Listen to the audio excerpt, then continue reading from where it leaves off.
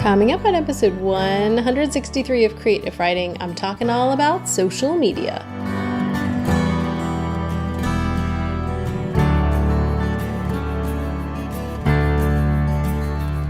I can't go back to sleep, it's almost light. These restless thoughts have kept me up again tonight. Hello and welcome to Creative Writing. I'm your host, Kirsten Oliphant, and this is the podcast for you, a writer, blogger, or creative who wants to build an online platform without being smarmy. And today we're talking all about online platforms, specifically the social media portion of your platform and what that looks like in 2019. Now, this may be a little bit different than what you might think of for a social media podcast episode. I'm not going to be giving you guys super specifics on how to run each platform, but I'm actually going to talk about the overarching idea of social media and kind of give you some maybe freedom to feel a little bit more okay about social media if that's stressing you out or you're feeling overwhelmed. Now, if you want the show notes for this episode, you can go to creativewriting.com/163. And just so you guys know, if you're listening week to week, this is coming out on May something is a word. May, maybe 16th or 17th. I don't have the calendar in front of me and I'm recording a little bit early, but this is going to be the start of my more sporadic, I can't quite commit to every week anymore episodes as my kids are getting out of school and I've got 2 trips coming up. So I am going to be posting, but it may not be every week. And one of the things I'm planning on doing is answering your questions. So if you have any questions, pop over to the Facebook group, creativewriting.com/community, or you can always hit reply to my emails or shoot me an email, kirsten@creativewriting.com, and share your questions. And I may try to do some short episodes where each one tackles one question from you. I'm kind of excited about this. So give me some questions. Now, for today, let's talk about social media. I wanted to talk about this even though social media is not on my mind all the time anymore. But I was noticing as I was going through and looking at the stats for the Quick Fix, which is the email I send weekly. If you're not already getting it, you can go to creativewriting.com/quickfix to get it. But I was noticing that the things that get the most clicks, because I share news, tips, resources, social media posts, things about Facebook and Instagram are getting the most clicks from you guys. So that's telling me that this is something people are working towards, working at, or are maybe stressed out or worried about.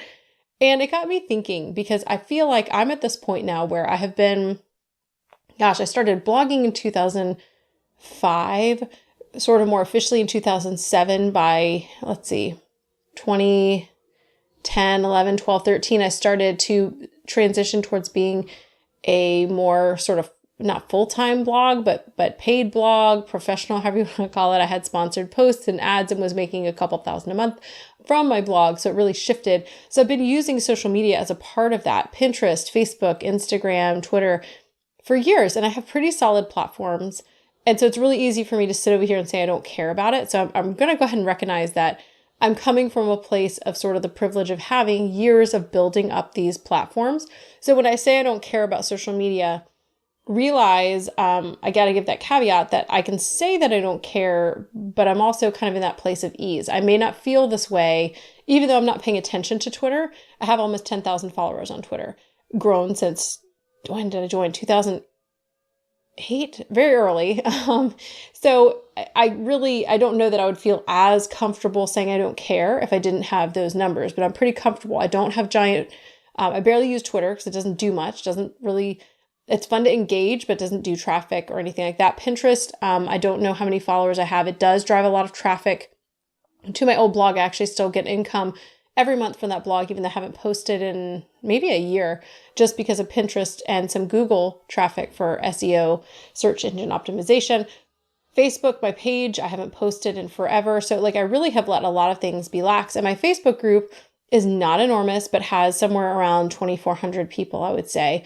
So these aren't shabby numbers. They're also not amazing numbers, but I can say that I don't care. But I'm not sure I'd feel the same way if I was starting from scratch. So it's not really fair for me to say that. However, I can say that I don't care, coming from kind of the flip side of that coin, is I've been doing this for so long, I've started to realize what things don't matter. When I stopped using Twitter every day or stopped trying to grow my Twitter, nothing changed in my life. Nothing changed in regards to my platform. Nothing changed also when I got to 10,000 members. Actually, no, then I started getting locked out of my Twitter account, which I think is unrelated. I cannot figure out why. I get locked out daily. And they took away like 1,000 followers. So now I'm just under 10,000. And I was kind of excited about that number because sometimes that can help you get things like be an influencer if you want to get like a free rental car. Cool stuff. But really nothing changed.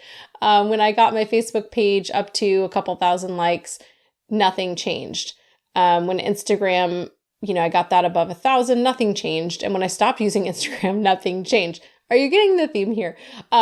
So I can say, it's easy for, you might be saying, it's easy for you to say that you've got the numbers, but at the same time, I can also say, when I stopped using those, it didn't matter. And when I started writing as Emma St. Clair, I started from zero and really tried very hard to not at all, if barely use the platform that I already had that existed to grow Emma St. Clair. And I really don't have a huge social media presence. I started Twitter and then deleted the account because I was like, I'm just not using this.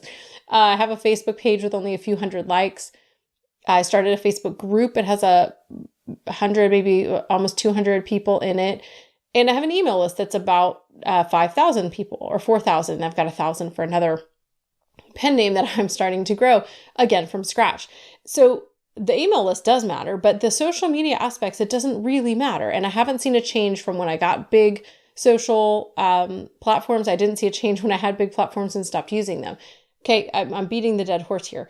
The point being, I'm coming from a place of security in some ways, but I've also coming from a place of experience where I've seen that really doesn't offer that much security. When you have these followers, it's really not necessarily doing anything for you. So here is your reminder, and this is really what I want to leave you guys with today. Your overarching goal is to grow an audience to support the creative work that you're doing. Okay, that's the big overarching goal, is you're trying to connect with an audience who's going to support your creative work.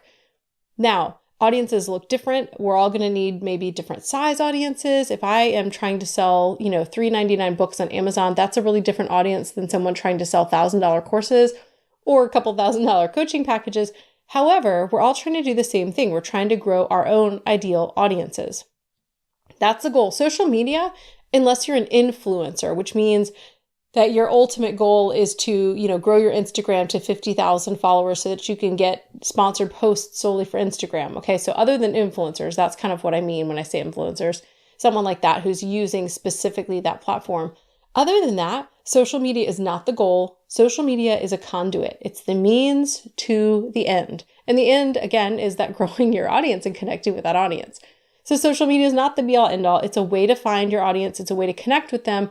And it's a way to allow that audience to support you by showing them what you're doing and giving them other kinds of content, free and paid, that allows that audience to support you. So social media is really a tool, and it's an amazing tool. We're very fortunate to have it. And I think sometimes we get in this, I feel this way too. I get frustrated with social media. Things change. Things don't work as well. I get upset and frustrated about it. However, we are so fortunate to have a way that we can start from scratch, go onto this crazy internet and find an audience for our work. That doesn't mean it's easy, but we can do it. It's much easier than it was back when I was a kid. And I would have loved to email my favorite author or send them even snail mail, but there wasn't like an address in the back of the book. So I'd finish a book, think, I want to email the author. No, I didn't think that. I thought I want to message the author because we're talking 80s and 90s here. But I couldn't. There was no way to connect personally with an author. Now, whether you're an author, blogger, whatever it is you're doing in the online space, podcaster, people can connect directly with you, and that is such a privilege. So let's not forget that. What I do want you to forget, though, is this whole race for things like numbers and growth, where it starts to feel like the hamster wheel you're never going to get off of. Because when we're doing that, our audience is made of numbers. It's made of people. Those follower counts, those are numbers and people too. But when we get caught up in that and feel stressed out about that and make that our focus, that means that we're losing sight of the end goal of growing the audience for our creative work, which again means we might be forgetting our creative work. It's not about how many followers you have. It's about creating an audience of people who care about what you're creating. And so social media is just the tool. It's not the numbers. It's about cultivating the right audience to connect with. So in 2019, here we are. When it comes to social media, we're over the hype. We've seen social media platforms come and go. We have seen the same few stick around, through ups and downs and changes and all that kind of thing. We're a little bit tired. We're a little bit jaded. We're a little bit over it. And so I want to encourage you to do a few things. One, if you're feeling stressed, overwhelmed, frustrated, I want you to remember the privilege that it is to be able to connect directly with your audience. That's the first thing. And then the second thing is I want to remind you that unless you're an influencer, social media is not the end. It is just a tool. It's a tool in your toolbox to connect. And then I guess I'm going to sneak in one third thing in there, and that is email. And I was thinking about email today and how if there was I don't know if you've heard this, but people talked about how if there was Armageddon, the things that would survive would be cockroaches and Twinkies. And cockroaches are gross, especially if you live in Texas and you've seen the enormous cockroaches we have here. Let's talk about Twinkies. Email is that Twinkie that everything else is dead in the world and Twinkies are still okay to eat. They have made it through the blast. They have made it through the apocalypse. Twinkies are still there. That's email. It has changed very little since the 90s. And no matter what happens with social media and algorithms changing and things like that, if you can get the people connect maybe on social media and then bring them to your email list, which is much more permanent and personal, and it's yours, then you are going to have much more security no matter what happens to social media. Okay, so retrain your brain to think of it as a privilege. Remember that it's not the be all end all, it's a tool. And then make sure you're building an email list and driving people back there so that you have a more permanent way to connect, because email is the Twinkie. And if you guys are listening to this, I would love it if you did go on Twitter. I'll probably get locked out of my account. You can tag me at Kiki Mojo and say something about Twinkies. I just want to see who's listening and do a little test here. You can mention Twinkies so that I know that you have heard this episode, whether you share what I said about Twinkies or gifts. I don't care. Yeah, that's where I'm leaving you guys with. I want this to be positive. I don't want to think about you guys clicking on the things in the quick fix about Facebook and Instagram because you're stressed out, overwhelmed, caught up in numbers, you feel like you're in a hamster wheel. That's not what social media is. It's a way to connect with your audience so that you can find people to support the creative work that you do. Boom. Dropping that on you. I'm really glad that you are here listening today, and I want to connect with you more. I want you to be in my pack of Twinkies. You can go to creativewriting.com/quickfix to sign up for my weekly email with tips, tools, resources, and more. And if you want to join the community, you can go to creativewriting.com/community. I hope that you come back next week. I feel like this episode was just a little bit I don't know. I'm interested to see how this is received from you guys, especially talking about Twinkies and email. Better than cockroaches though, right? Yes, for sure. So this may be the last time you guys hear from me regularly if you're listening in real time, but I will be back. Leave questions for me, email me with questions, and tag me at Kiki Mojo on Twitter to talk about Twinkies. Thank you so much for Jasmine Commerce of JasmineCommerceMusic.com for the cool tunes you are hearing every week on this show. Now it's time for your weekly charge. Go out and create content that you love and serve your people well.